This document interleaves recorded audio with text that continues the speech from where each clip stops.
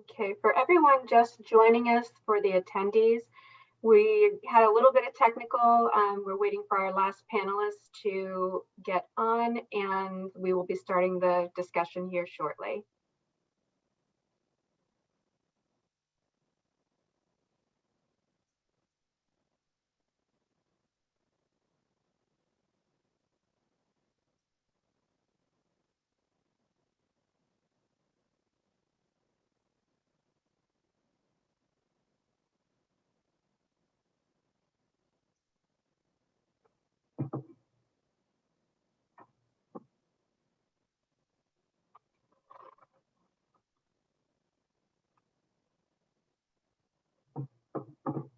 Hello, everyone. Kylie, you good to go? Okay. You're still on mute, just so you know.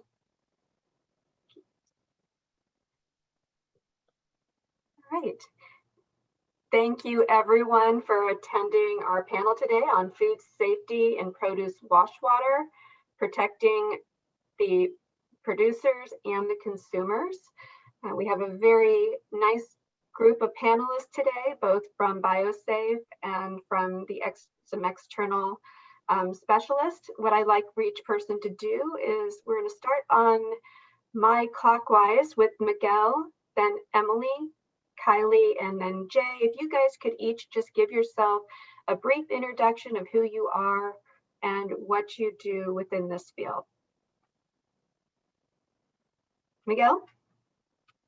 Hello, everyone. Well, I'm actually been working with BioSafe for 3 months. I basically new to this. I've been working in the food safety side for 4 years as a consultant. So I've been helping producers, especially fresh produce in the primary production, as well as the packing houses, to reach certifications and to export that produce to the United States. I also help them to meet the requirements of Mexico, as well as the requirements by FSMA in the United States. So part of my job in that time was to improve their good practices in the field, as well as in the packing houses, to prevent the food make unsafe to the end users, to the consumers. And part of this was to help them to improve their process and to improve their practices to make these products safe and export. All of this produce was exported to the United States, actually. So I'm here now on BioSafe as a sales rep, and I'll help the sales side to improve the sanitizing and the part of the improving the sanitizers in this area, which is very important to use in this side of the food safety side. Thank you so much. Emily, would you like to let us know who you are, who you work for, and what you do for them? Sure. I'm Emily King, and I work for Dixondale Farms in Carrizo Springs, Texas. We grow cantaloupes, which are a very high risk commodity. And so I have been running the food safety program there for 6 years. And we do use a wash system. We have a wash tank. So I'm here today to just provide some insight from a grower perspective and chat with these guys about products and FSMA. And one thing Emily did leave out is she is also a board member of TIPA, which is the Texas and International Produce Association. So, great. Kylie, could you give us a brief overview of your background?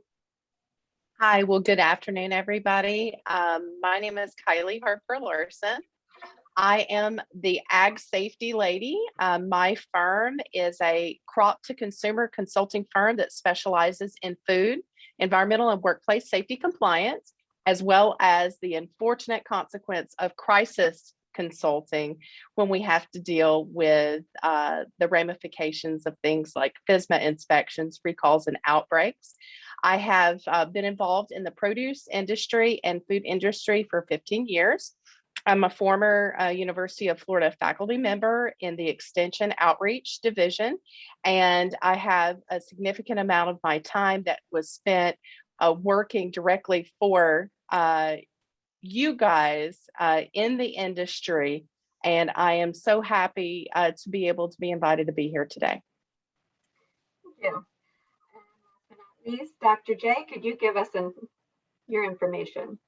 You bet. I live in La Quinta, California, which is the Palm Springs Valley down here. So extremely hot right now, not much agriculture going on. We're getting ready to do a lot of fall plantings here pretty soon. So I've been with BioSafe Systems for the last 10 years as a technical manager. I cover Southern California, Arizona, Nevada, and Hawaii. I work in most aspects of BioSafe System, all the markets, and especially concentrating in crop protection and food safety.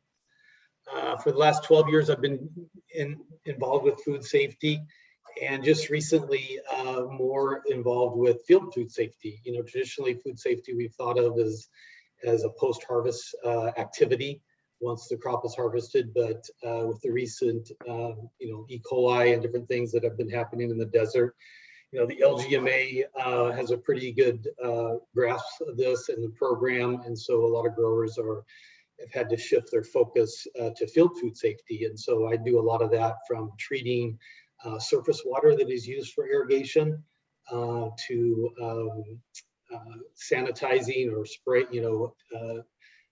treating the crop prior to harvest to reduce cross contamination going into the packing shed. And then also, like field equipment. So there's a lot of aspects in the field that food safety has really grown over the last several years. Thank you so much. Now, with that said, it looks like we have most of our attendees on. Just to let everyone know, we will be covering this topic, which is going to be food safety, pretty much from field to packing, processing.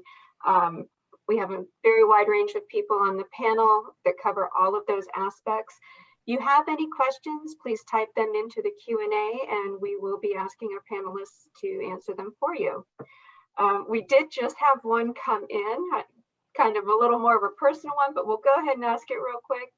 Emily, you were being asked if they're going to see you at the TIPA golf tournament on July 30th.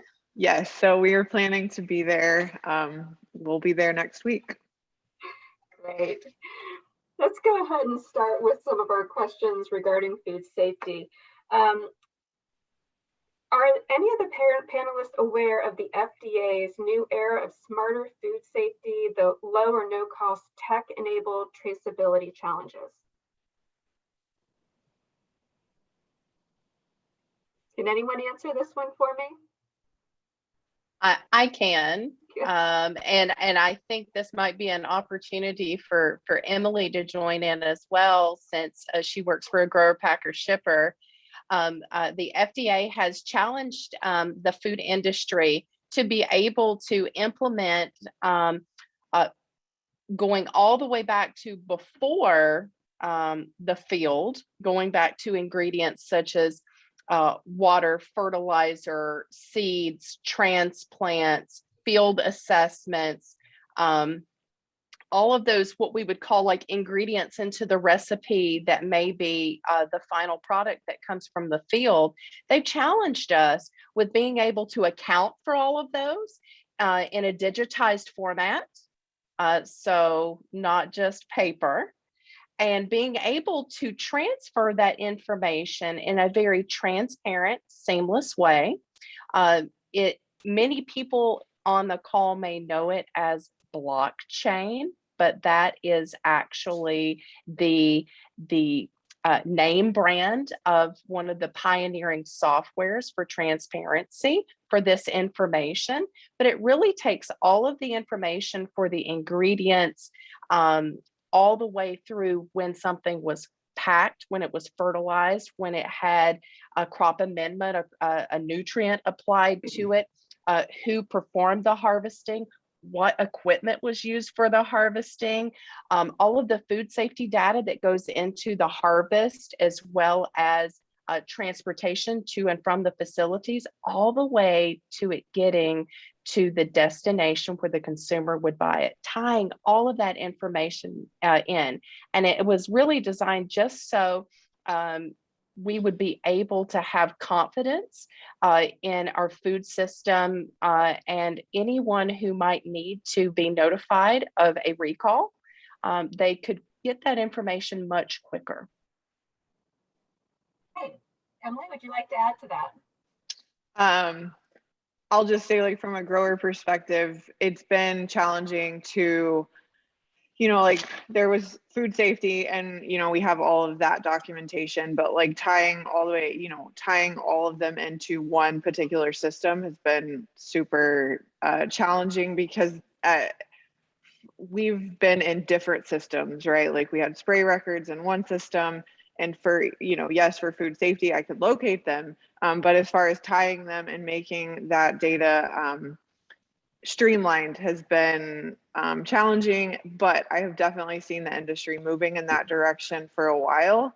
Just from a food safety perspective, you know, other agriculture industries have been pushing and moving this way as well. So I'm definitely not surprised that there are software companies out there that are tying that all together. And I think that'll help, you know, farmers who have maybe been doing things a little more traditionally, tie it all together.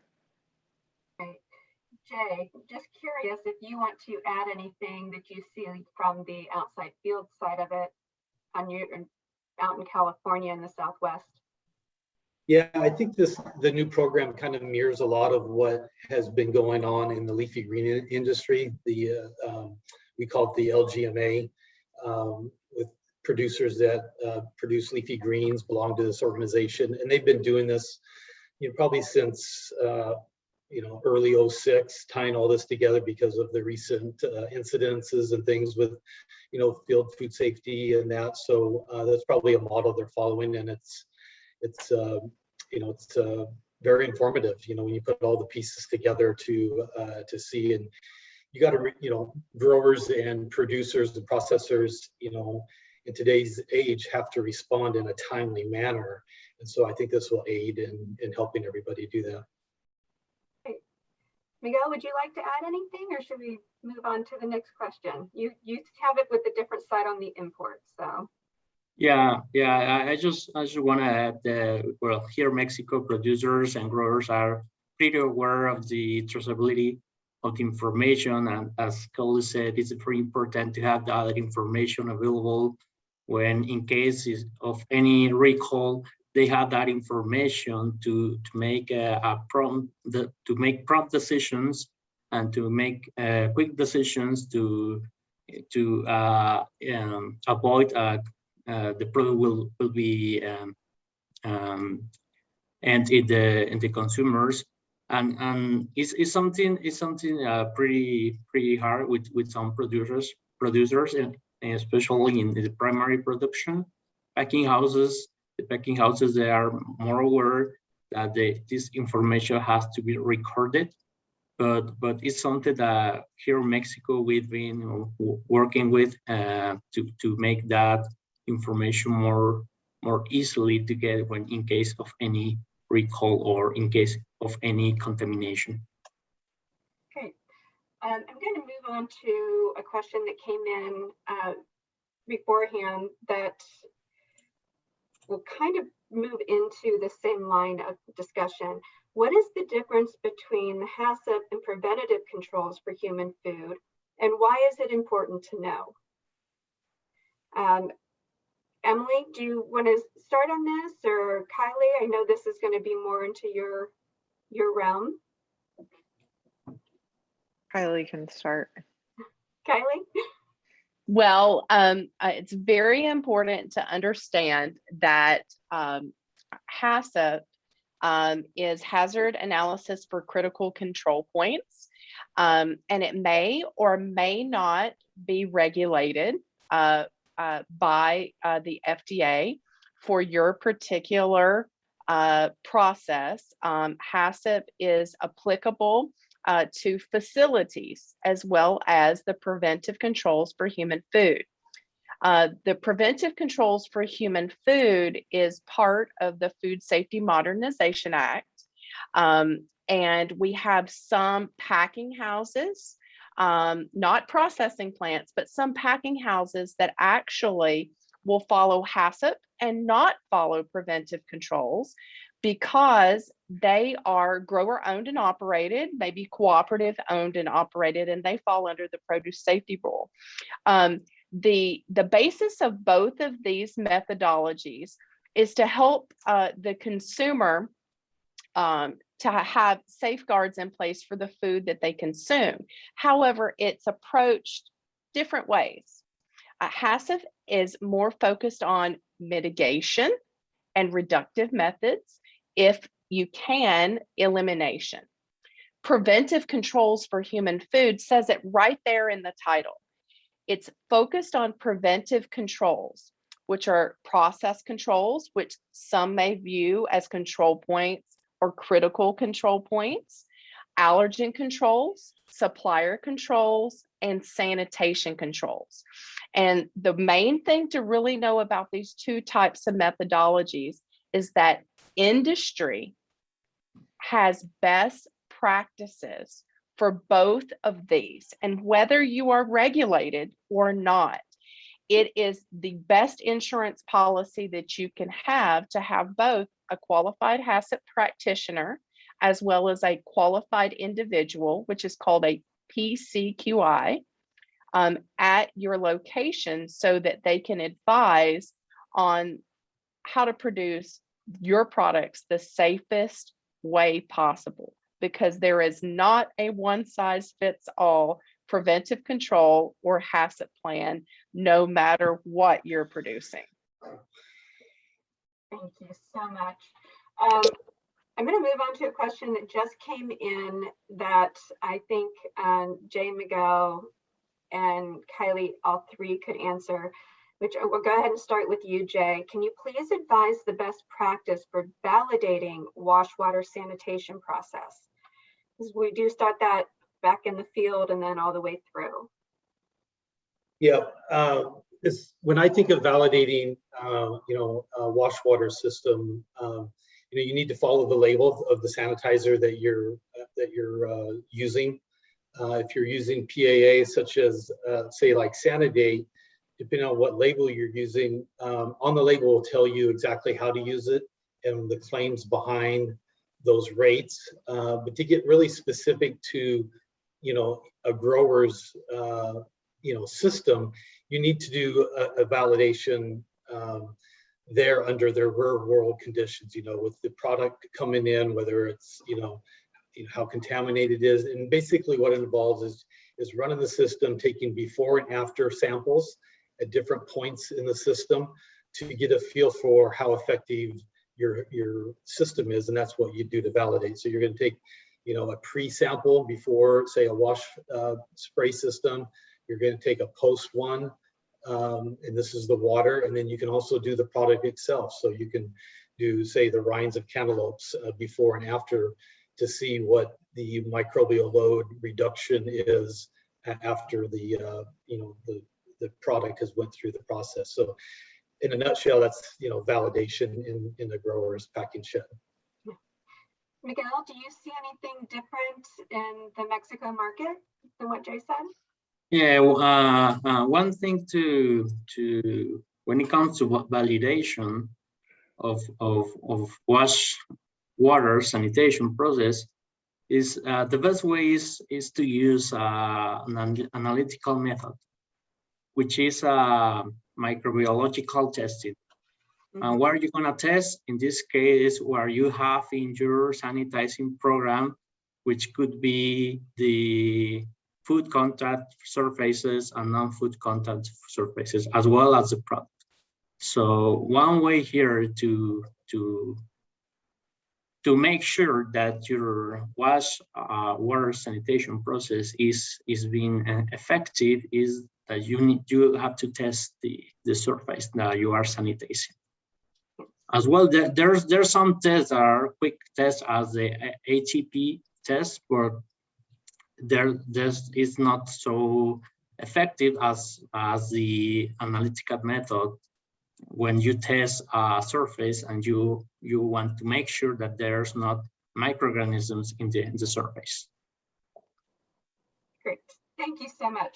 I'm going to, Kylie, did you want to add to that? Because I'd like to move on to a related question that's coming in, and then move on to something that will also tie something very specific with Emily. That's okay with you? So go ahead. Absolutely. Let me just add on to Jose and Jay that they brought up the microbiological testing and pre and post.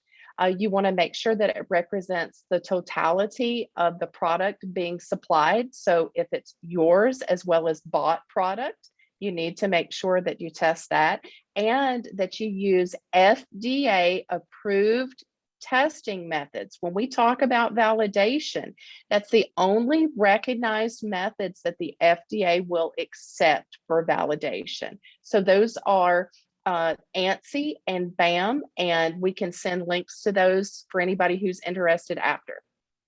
Thank you. So one of the questions that came in, Jay, I'm going to direct this to you with your research background. I think this is just a question that needs cleared up. The question is, what is the reluctance and or scientific reason for not labeling water sanitizers, for example, PAAs, chlorine, etc., for human pathogens? Well, I guess I would say manufacturers do this. Yeah. So it just kind of depends on the manufacturer and the use of these products. For instance, you know, some products are only, they have wash water on their applications as well as hard surface.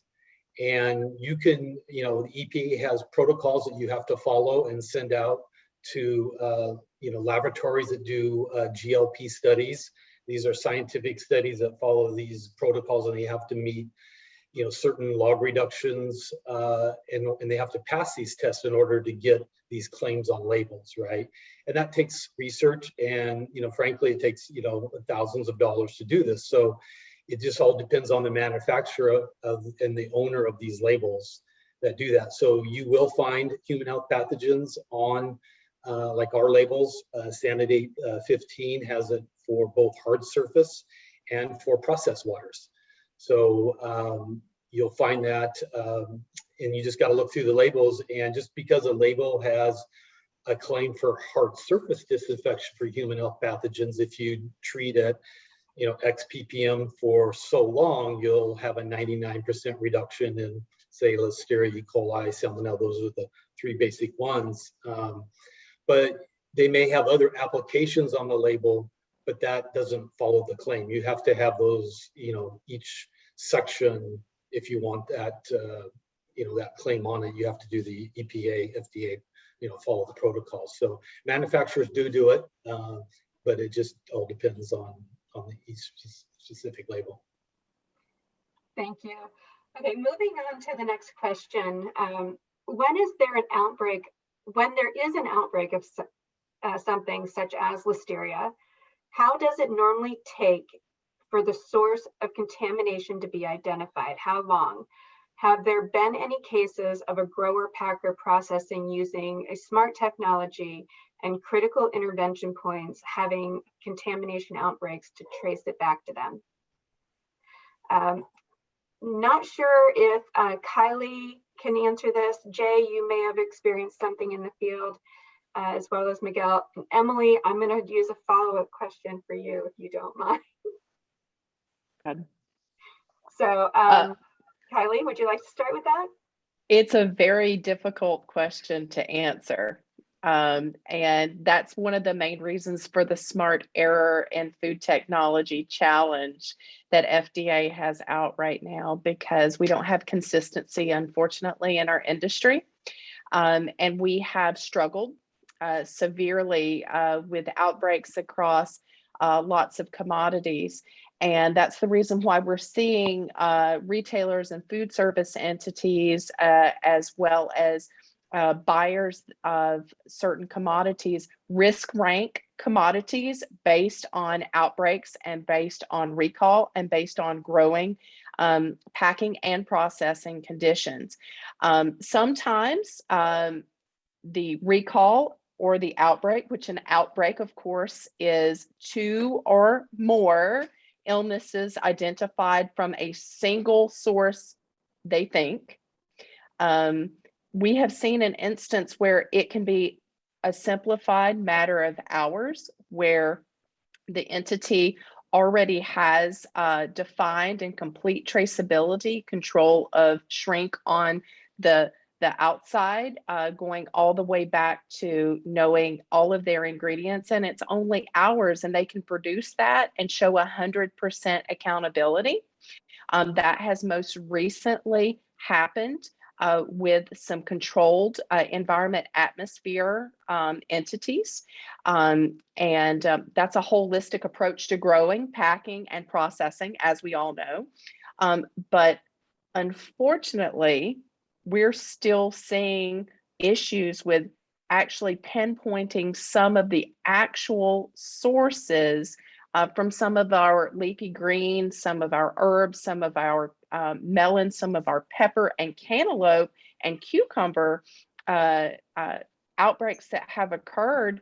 And they will publish reports where they have identified an area and likely causes, but they may not be able to go to a GPS point and say, this is where it happened. And so that's the reason why what we call the preventive, eliminative, and reductive methods that need to happen, going all the way back to how you start farming, are essential to protecting your brand. Perfect. Jay and Miguel, I'm going to come back to you real quick because she just added on to Emily. Can you address this? Because there are certain crops that are historically known for being more subject to issues. You happen to work with one of those. So what are your challenges with a crop that has more of a reputation, and how do you deal with those? So we, as netted, very heavy netted actually, cantaloupes, with a wash tank system in our packing shed, we definitely fight a stigma with growers or I guess buyers of our product, but also like growers around us have actually left and exited the growing of melons. So we're one of the last Texas cantaloupe growers. So really, we've found that providing additional resources and plans to our buyers, they feel a little bit safer, or I guess have a little bit more confidence in us. But we definitely fight that. Like even Kylie yesterday, when I said what we did, she was like, you know, in courses and auditors, they definitely look at us a little heavier just because of the product that we grow. So it's not a fight, but we definitely have more challenges just because of the product that we grow. So, you know, everything we do, we strive to prove our methods and our testing, you know, frequencies and those things to provide a little bit more confidence. Can you give any advice to people that are looking at the new traceability regulations and, you know, putting maybe some more technology into that? Sure. I'll add that coming into my current position, you know, as a food safety manager for a farm that's been around for 100 years, you getting that data in a digitized form will definitely always speed up and streamline that process in the event that there were a recall or outbreak that we had to take. So being ahead of that instead of, we say being proactive instead of reactive as a grower, ideally in the event of a recall or outbreak, it would take hours to trace back. I think now they're wanting, under an hour would be amazing, right? But realistically, oh, sorry, I thought you wanted to add. So as a grower, we just have a lot of pressure to make sure that in the event that it happened, all of our records are streamlined and, as quick as possible to figure out the source. Thank you. Jay and Miguel, I'll let you add on if you would like on the technology and traceabilities when it comes down to specific diseases and if you've seen anything, and then we'll move on to some of the other questions we're getting from the attendees. I guess the thing I've recognized the most, visiting with a lot of growers over the years is, and I'm sure Emily can attest by this, when a grower has all the documentation in a format that is very easily accessible and everything, and all there, and it's complete, that helps with the investigation, right? And because I believe, and this is just my opinion, that when the FDA sends out their investigators and everything, they're looking for the weakest link in the system and the most highly probable area that something could have entered in. So as a grower, if you're using, say, smart technology or even blockchain or just digitized records and have everything buttoned up really nice, everything, I think that goes a long way in showing that you are doing everything possible, that you're doing because look, things are going to happen. We're growing out in the environment, right? I mean, we're not growing in sterilized, vertical, warehouses, and those, I guess those even have their own challenges. But you're growing in an environment out there, and so things do get through. They do break. But if you can show that you're doing everything possible, I think that goes a long way with showing, the investigators, and more importantly, showing the public that, growers are, take food safety very seriously, and, they want to protect their, industry and want to keep, their food supply safe and effective. Okay. Miguel, did you want to add anything, or would you like us to move on to the next question? Yeah, just I want to add that's why this is very important to keep those records available, because in case of any recall, and that's why government, as here in Mexico, and I'm sure that in the United States, by FSMA is doing the same thing, and as well, and some private certifications firms are pushing into the you have to record everything that you're doing. The good manufacturing practices, the good agricultural practices, testing water, everything. You have to record and have those records available to have a better decision in case of any recall that you would make. Great, thank you. Just for anybody who is listening that wants, we did do a panel a few months back on traceability. So if you connect with me later on and you want to hear that, I'd be more than happy to send that presentation panel discussion to you as well. Moving on to the next question. And I'm going to go ahead and put this out there to everyone. We'll get a couple answers and move on. We're getting a lot of questions in from the audience now. Can you talk about using sanitizers in hydroponic systems? Can producers use the products in irrigation water to reduce algal and biofilm accumulation in pipes when products are present? Jay, I think you're probably going to be the best one to answer this to start off. Yep, yeah, I've been doing this for years. And yes, you can use disinfectant sanitizers to control biofilm and algae. Again, it all comes back to the label, that you have to follow. If it's an EPA registered pesticide, you have to follow the directions on the label. The label is the law. That's kind of the tagline when it comes to EPA registered pesticides. And so, yes, you can, and you just have to work with a trusted supplier that knows their products and knows, what they're doing, so you don't cause any harm to the plants. The challenge with hydroponic systems is they're not very forgiving, because you're growing most likely in a soil medialess or a media-less environment. In the field, the soil acts as a great buffer, right, for pH change and different things. For hydroponics, they're very sensitive, so you just have to again, work with a trusted supplier and that has had experience there, so you can be effective in whatever sanitizer you use. Kylie, would you like to add anything into that? Are you familiar with the hydroponic side of it? Perfect. Go right ahead.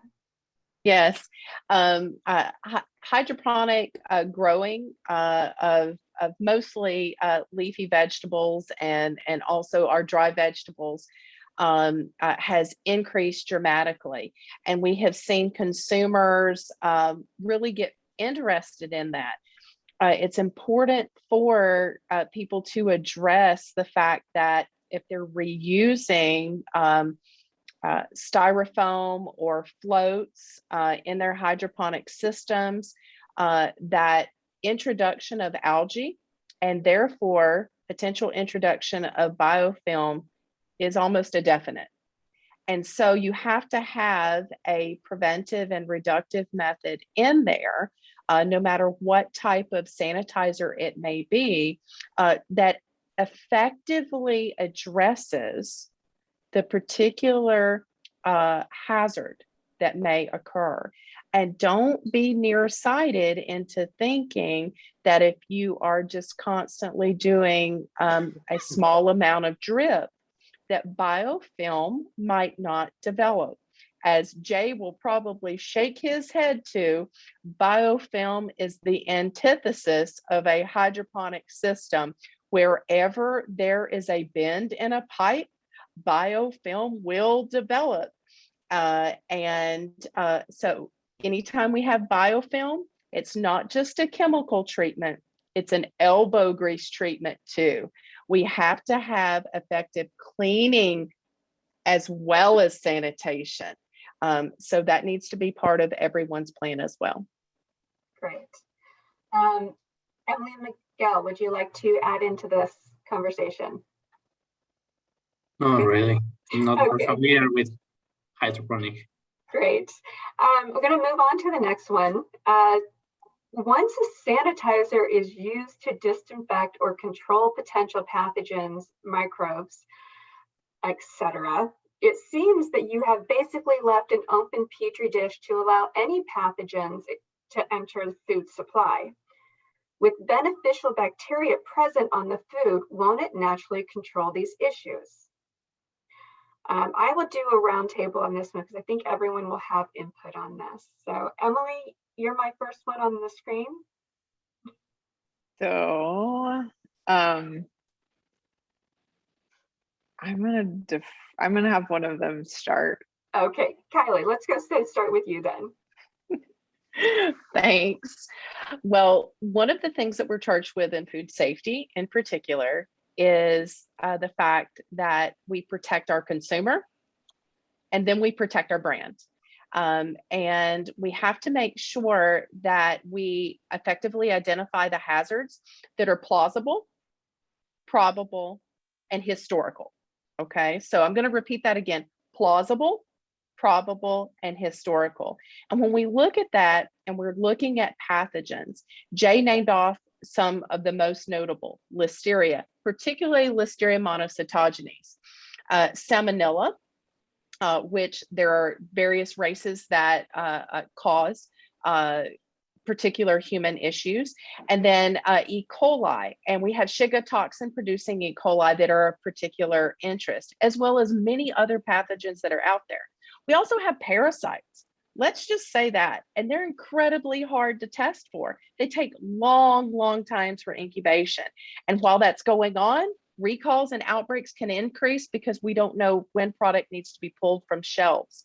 So what we have to do is we have to look at plausible, probable, and historical pathogen issues, and then also look at the fact that if we keep our plants as healthy as possible, no matter how we grow them, they have an innate ability to help fight off bad issues like funguses, disease, and pests. We know that. It's just like having an Olympian.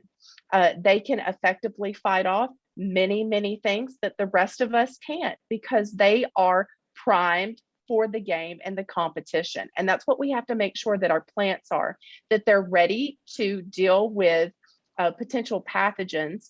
I know that we've got good bacteria that are out there. Unfortunately, there's just not as much research. Maybe Jay can include us on that. On the beneficial bacteria, I'm not aware of any that eat E. coli or eat Salmonella or eat Listeria. And those are some things that are incredibly present. That may be the wave of the future. Yeah, I think that's an interesting concept. I'm not an expert in that area, but I'm sure there are scientists looking at that. But that is, definitely something that would be interesting to see. But, you have to, the question was, you sanitize that surface and everything. So the goal then, after you sanitize the surface of the fruit or the vegetable, then you have to keep it clean, right? And that's a challenge. And some growers that I worked with in the past, they work on their packaging, right?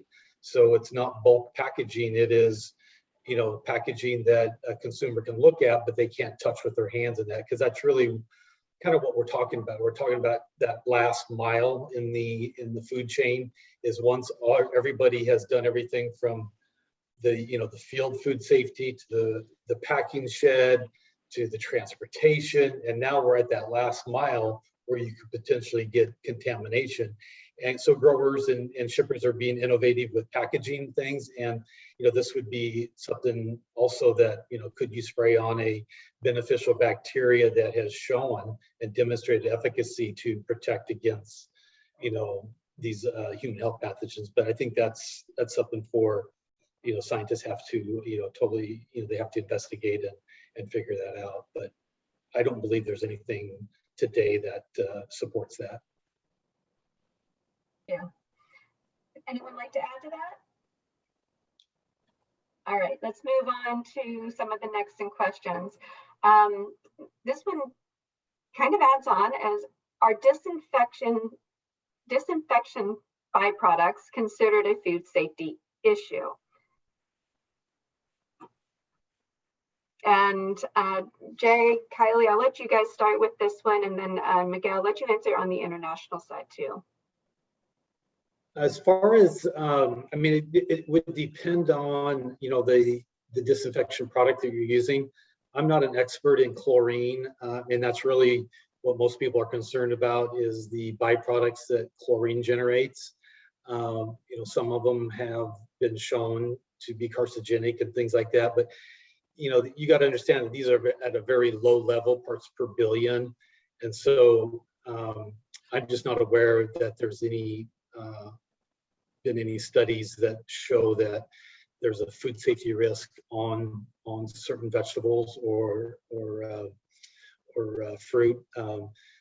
With like parasitic acid, you don't have those byproducts, right? Because it breaks down into oxygen, water, carbon dioxide. So there's no concern with parasitic acid, but I think it'd have to be in the chlorine molecule, if there is anything. I'm not sure about the research on that. I'm going to ask Emily, as a grower in this same topic, do you find that you have to be more cautious and conscious about things that you are using in byproducts and chemicals because the consumer is looking at it more closely? We personally have not found that yet, but that doesn't mean that as the consumer becomes more educated that it won't start to be on their radar and fall back on the growers to address it. Kylie, how about you? One of the things that my clients have found is if they are entities that are in both sides of the market, what we say is organic and conventional. We do have different consumers that are asking questions, or the retailers or the food service buyers on behalf of the consumers are proactively reaching out for more information. And when we talk about byproducts in particular, it's not necessarily a food safety hazard, but it can be a workplace safety hazard, and it could be an environmental compliance hazard, because anytime we're dealing with any type of wash water, we are charged with doing what we can to collect that water and have that water disposed of as safely as possible. Sometimes it goes back into the system, into a recirculating system. Sometimes it's single pass. And when that goes into potentially wastewater, there are regulations locally in the state and federally about knowing what is going in. For instance, in many areas of Florida, because our water table is quite high here, we actually have to have settling ponds behind processing facilities and hydrocooling facilities that use a lot of water. And that wastewater actually has to settle out so that UV rays from what Florida is known for, its glorious sunshine, can actually penetrate so that that wastewater can be used in a multitude of ways, maybe for irrigation, maybe for going safely down into a septic or into a sewage system. But I'm just like Jay, I'm not aware of any food safety issues from byproducts, but definitely it can be an issue for workplace and environmental. Thank you. Moving on, I'm going to look at Miguel answer this as well, because I know he's in a lot of facilities that would use this down in Mexico. And then Emily, I know you have, it's regarding tank washing. So I'm going to ask you if you have this as well. Does turbulence in the wash tank increase the efficacy of water sanitizers? Well, here in Mexico, there are many packing houses that use wash tanks to wash their produce. But what will do the turbulence is that it will remove dirt from the crop. Actually, the main thing that you have to consider to have a good efficacy of the sanitizer would be the contact time and the concentration. That will be very important to have a good effectiveness from the sanitizers. The turbulence will remove the dirt from the crop, which is pretty good. But the main thing that you have to keep in mind is the concentration and the contact time with the sanitizer. Emily, do you use any turbulence with your washer? We do, and we've found that depending on the load that the tank's under, we're seeing, we're having to monitor that a lot more closely and more frequently and change that wash tank out quite often, depending on the organic load that we might have that particular day due to rain and such. Jay, is there anything scientific that would support that efficacy? Well, I just think, to follow up on what Miguel said, it's about concentration and contact time. So when I think of turbulence, I think of good mixing, right? So if you're injecting in an area where there's a lot of turbulence and the water is getting recycled, say like a hydro cooler, where you're injecting where the water either is coming in on that supply water, so it's getting a lot of mixing, you're going to increase contact time naturally, right? Versus injecting in a tank at the very far end where there's not good mixing. So naturally, I would say that the better mixing you have with turbulence, the greater efficacy that you'll achieve. But I don't know of any studies that measures turbulence on that. And I just want to add that the sanitizer will work better in a clean crop, and I mean a clean crop, which is a crop without soil, without dirt, and without those things that could react with the sanitizers prior to the pathogens. So what usually growers will do is they'll have a multi-step, right? So you try on the very first step, say you're digging a root crop like carrots or radishes or something, you're going to have a pre-wash, right? You'll have the sanitizer in there because the auditors want to see it and everything, but really you're getting your best kill and everything on the second and third step in the process. That first step is removing a lot of the gross contaminants, soil particles and everything. And then you move on to another, like a second tank that is a lot cleaner. And then finally, like a spray bar where you're having, once, like Emily said, or Kylie said, once through water, you're sanitizing that water and there's no bioload in it, and you're getting your maximum, disinfection kill step there. Going to go right into the next question. What is the best method of determining contact time for continuous tank systems? And Kylie, we'll let you start as the consultant side of it and then move on from there. Well, the best method for determining contact time for continuous tank systems is going back to elementary school, Sesame Street. Get your favorite sanitized, brightly colored rubber ducky.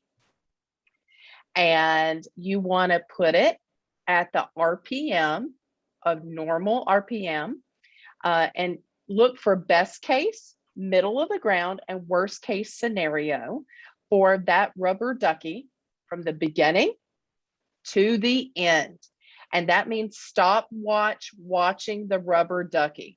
And I said rubber ducky, I didn't say something that could absorb water, right? And I said use a sanitized one because we don't want to inoculate our tank in an attempt to take that contact time. And you want to watch that happen throughout. Make sure that you're working with your operations staff to determine that you are making sure that that contact time is happening for that worst case scenario. Sometimes when you can get a double load being dumped rather than a single load being dumped, because you want to have a happy medium right there. Thank you.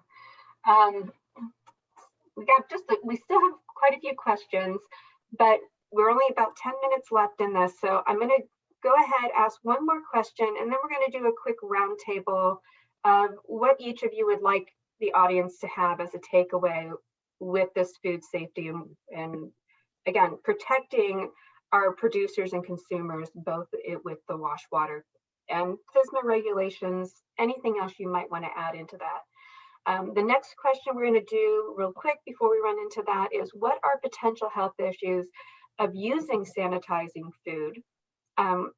We know what the potential issues can be with pathogens. Has there been any studies done on what sanitized food may present to the consumer? Or what it may present not to have sanitized food to the consumer in this instance?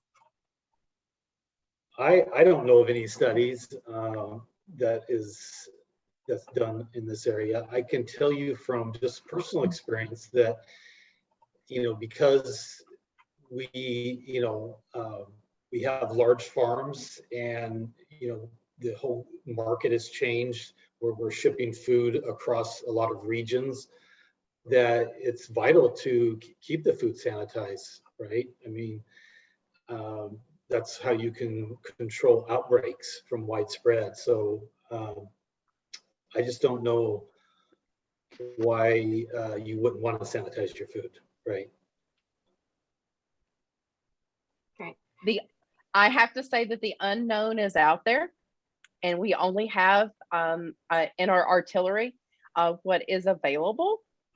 There's plenty of information out there as to what happens with unsanitized food. It's out there and on the FDA website, as well as the European and the various other food safety ministries that are out there.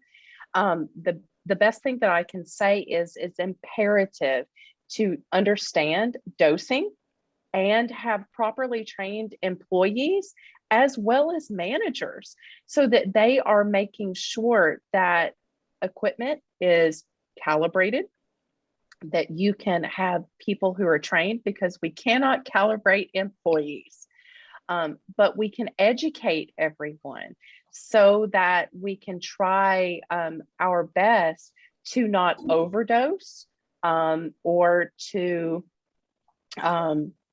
increase the likelihood that we would have something called a chemical hazard.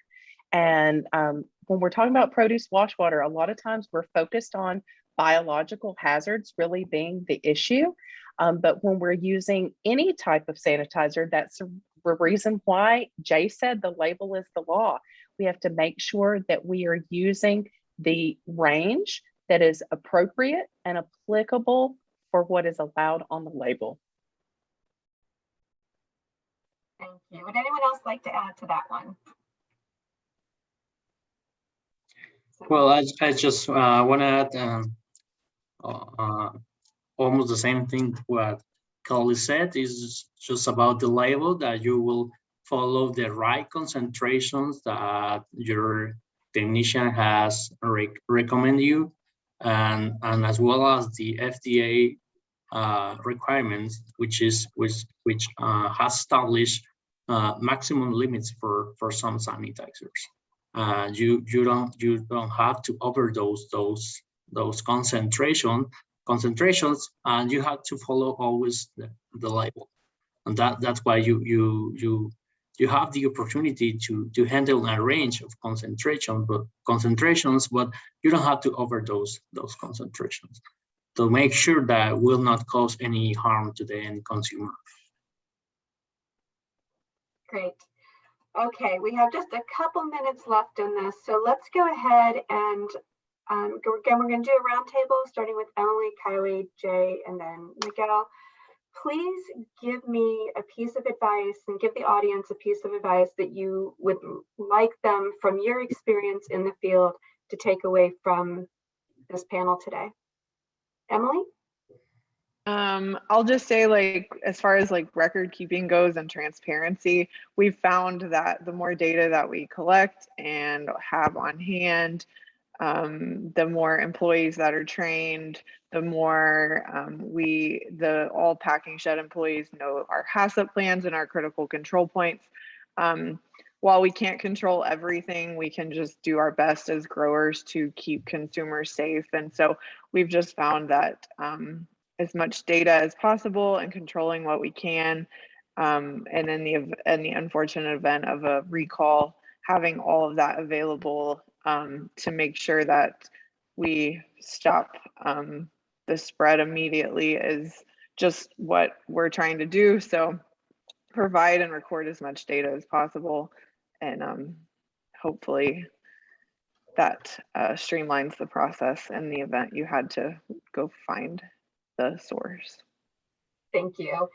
Kylie, what would you like people to take away from today's presentation? Well, we know that our industry has a lot of different needs. And one of the needs that we really have to focus on addressing is how do we connect food safety, technology, and best practices into a holistic approach that protects our consumer and protects our brand.